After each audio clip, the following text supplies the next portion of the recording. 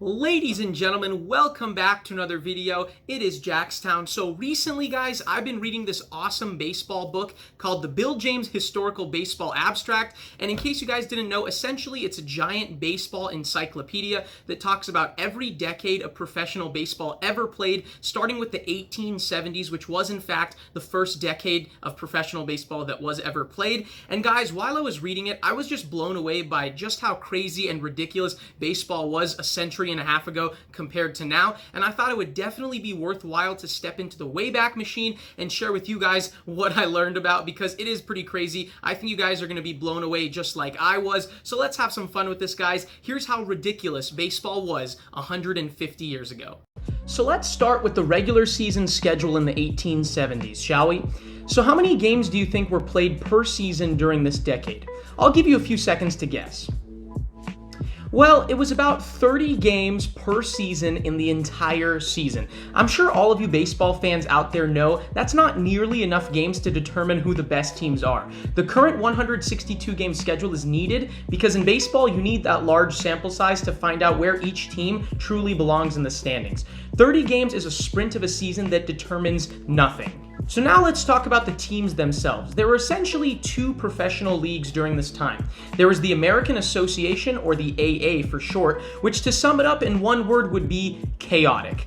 Teams drew up their own schedules. There was no front office or owners like we have today. In fact, the players had all the power because they usually played for the team they owned. I mean, I've heard of a player coach, but a player owner is pretty extreme. Now, because the league and teams didn't have a front office, this meant that there really wasn't any strict rule enforcement. Players could pretty much hop from one team to another because of the lack of contracts. Players could fight other players and pretty much do anything that would be considered immoral today and probably get away with it. The players themselves were a melting pot of immigrants, working classmen, and entrepreneurs. All one had to do to play in this league at that time was, get this, pay an entry fee of $10 and at least agree to comply with the rules. But as we can tell by now, what incentive was there to follow the rules? So really, being a professional ball player was not necessarily a special person or anything of that magnitude. There was also a huge imbalance of teams. The best teams dominated the weaker teams and led to weaker teams losing all their players to the stronger teams. So due to all this chaos and imbalance, the National League was formed to at least try to combat the major problems of the American Association. Unlike the AA, the National League did have some form of structure.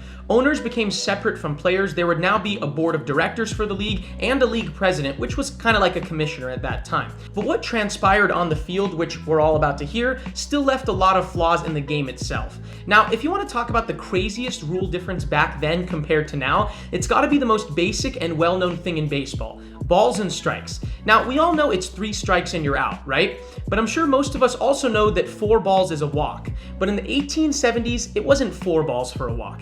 It also wasn't 5 or 6 or 7. It took 9 balls to walk someone. 9. So back then, walks, as you can imagine, were basically non-existent. In fact, during this time, it was actually considered pretty disrespectful to walk because it was thought that a batter was just being annoying waiting that long for a pitch to hit. It's crazy how a skill that is so fundamental in today's game, which is having the plate discipline to draw a walk, was not only non-existent, but rather frowned upon in the 1870s. How about we dive into the equipment used during this time, shall we?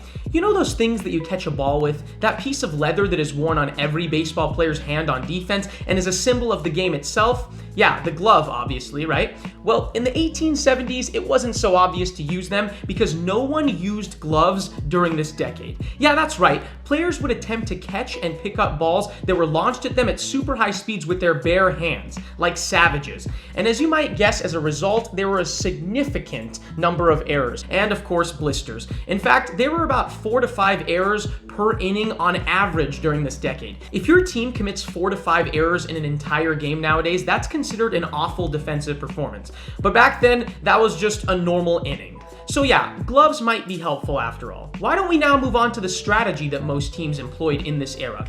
You ever heard of stealing bases and sacrifice bunting? Of course you have, because these two things are great methods for advancing base runners in key situations. Well, in the 1870s, not so much.